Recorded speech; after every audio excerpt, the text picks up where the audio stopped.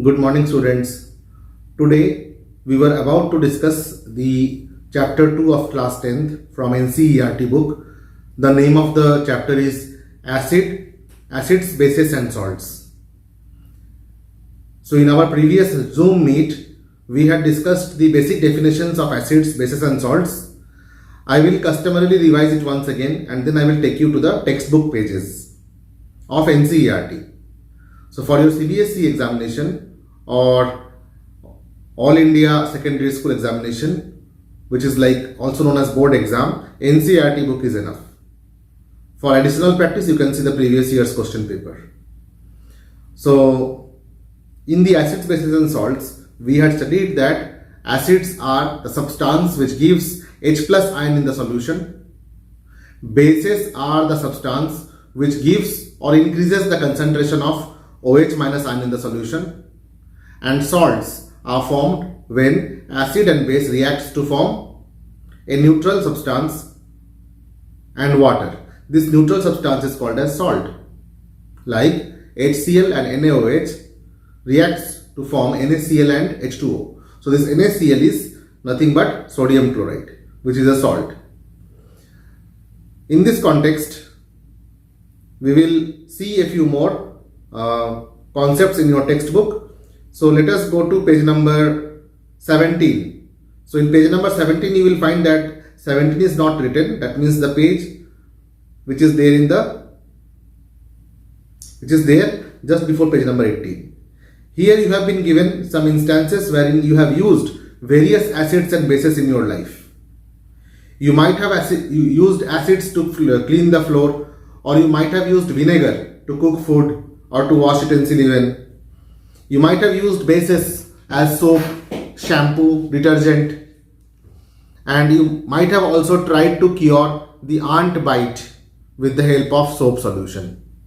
जब आपको लाल चींटी काट लेती है तो फिर आप जहाँ पे लाल चींटी काटती है वहाँ पे आप साबुन लगाते हैं तो वो दर्द ठीक हो जाता है. क्यों? क्योंकि लाल चींटी में मतलब एंट में फॉर्मिक एसिड पाई जाती है, जिस फॉर्मिक एसिड के कारण आपके बॉडी में आपके स्किन के ऊपर दर्द होता है. तो जब आप उसमें बेस लगाते हैं, साबुन लगाते हैं तो वो न्यूट्रलाइज हो जाता है. तो साबुन के बदले आप सोडियम बाइकार्बोनेट भी लगा सकते हैं. सोडियम बाइकार्बोनेट भी एक तरह का बेस है ना, बेकिंग सोडा. तो ये डे टू डे लाइफ में जहां पे भी हम एसिड्स, बेसिस और सॉल्ट यूज करते हैं, इसके बारे में इस पेज नंबर 17 यानी कि first page of the chapter में डिस्कस की गई है.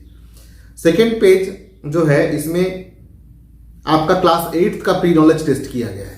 एक क्वेश्चन है, you have been given 3 test tubes, one of them contains distilled water, the other 2 contains acid solution and basic solution. If you are given red litmus paper, how will you identify the content in the test tube. आपको 3 test tube दी गई हैं. एक test tube में acid है, एक में base है और एक में वाटर है, और टेस्ट करने के लिए आपको रेड लिटमस पेपर दी गई है. तो आपको पता है कि रेड लिटमस पेपर जो है वो ब्लू हो जाता है बेस में. तो हम रेड लिटमस पेपर को तीनों टेस्ट ट्यूब में डालेंगे बारी बारी में, और जिसमें रेड लिटमस ब्लू हो जाए उसे हम कहेंगे बेस, और जो ब्लू लिटमस बनेगा उस ब्लू लिटमस को दोबारा हम तीनों टेस्ट ट्यूब में डालेंगे, और जो तीनों टेस्ट ट्यूब में हम डालेंगे या फिर जो बचा 2 टेस्ट ट्यूब उसमें डालेंगे, उसमें से जब ब्लू लिटमस पेपर जो है रेड हो जाएगा तो वो एसिड होगा.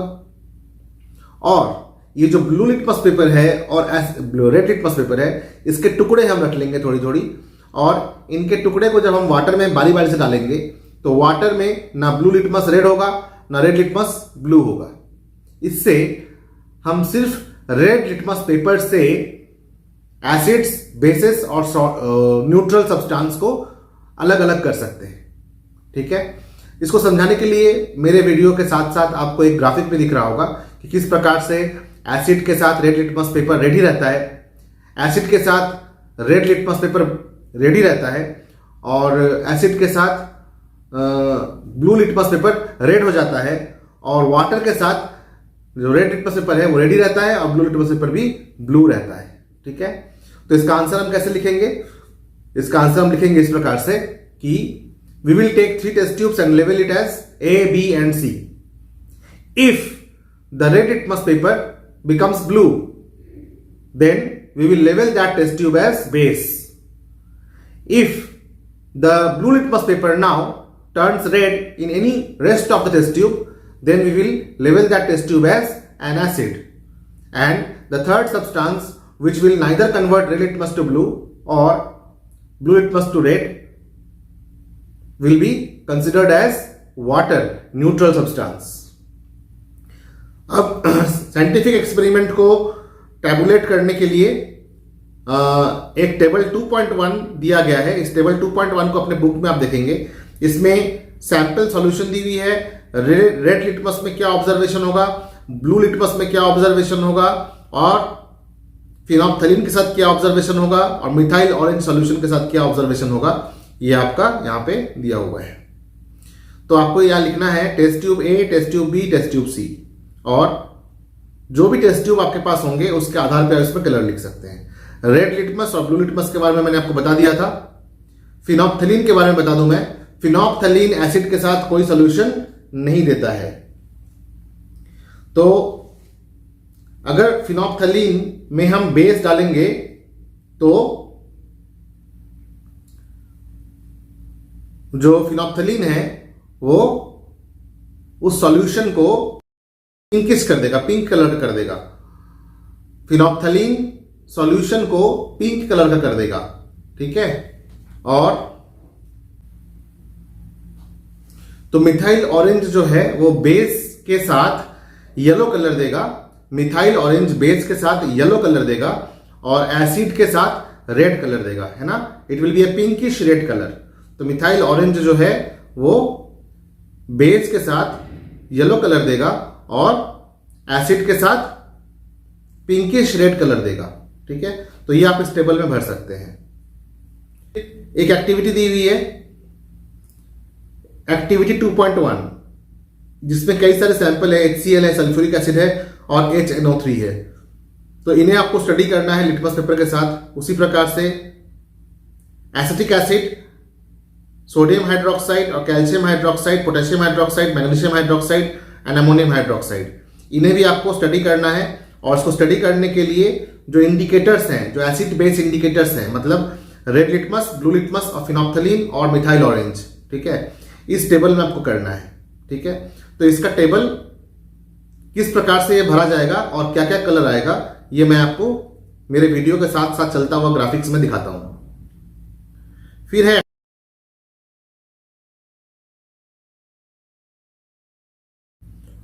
और कुछ कपड़ों के टुकड़े दिए गए हैं और कहा जा रहा है कि इस बैग को टाइटली बांध लीजिए और एक रात के लिए फ्रिज में छोड़ दीजिए.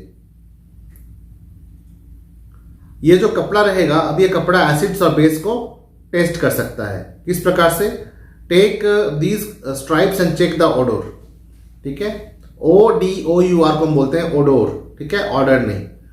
Keep them on the clean surface and put a few drops of HCl solution on the stripe and a few drops of NaOH on the other. फिर 2 स्ट्राइप लेना है, एक में HCl डालना है, दूसरे में NaOH डालना है. फिर दोनों को रिंस करना है और दोनों के ओडोर को फिर से, यानी कि दोनों के स्मेल को फिर से ऑब्जर्व करना है. Now take some dilute vanilla essence and clove oil and check their odour. थोड़ा सा वैनिला एसेंस और थोड़ा क्लोव ऑयल यानी लौंग का तेल लेना है और उसके एसेंस को भी चेक करना है. और दोनों में दोबारा HCl और NaOH को डाल देना है. ठीक है. इससे क्या होगा? Add a few drops of vanilla essence to both the test tubes and check well. Check the order once again and record the changes in order if any. Similarly, test the change in the odor of clove oil with HCl and dilute NaOH and record your observation. ठीक है.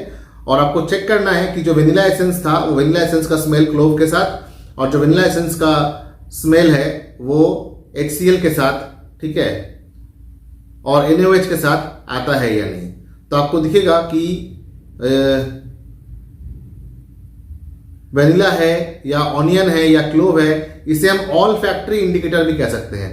All factory indicator मतलब जिसे हम smell से पता कर पाए कि वो कोई सब्सटेंस एसिड है या नहीं है. ठीक है. अब एक एक्टिविटी है जिस एक्टिविटी में एसिड्स के जरिए हाइड्रोजन गैस बनाना सिखाया जा रहा है और एसिड्स के साथ जो हाइड्रोजन गैस बन रहा है उससे हम बर्निंग कैंडल में जलाते हैं और जलाते ही पॉप साउंड आता है। इसका एक एक्सपेरिमेंटल प्रूफ है, एक्सपेरिमेंटल सेटअप है। इस टेस्ट ट्यूब में HCl डाली गई है और उसमें जिंक ग्रेनुल डाले गए हैं। फिर क्या हो रहा है, जो जिंक है वो HCl से रिएक्ट करके हाइड्रोजन गैस बन रहा है और हाइड्रोजन गैस जो है वो सोप बबल से निकलकर बबल्स बन रहे हैं। फिर जब इन सोप बबल्स को बर्निंग कैंडल के सामने लाया जा रहा है तो ये सोप बबल्स जो है ये पॉप कर रहे हैं, मतलब पॉप साउंड से बर्स्ट कर रहे हैं, यानी कि H2 ऑक्सीजन के साथ मिलके H2O बना रहे हैं।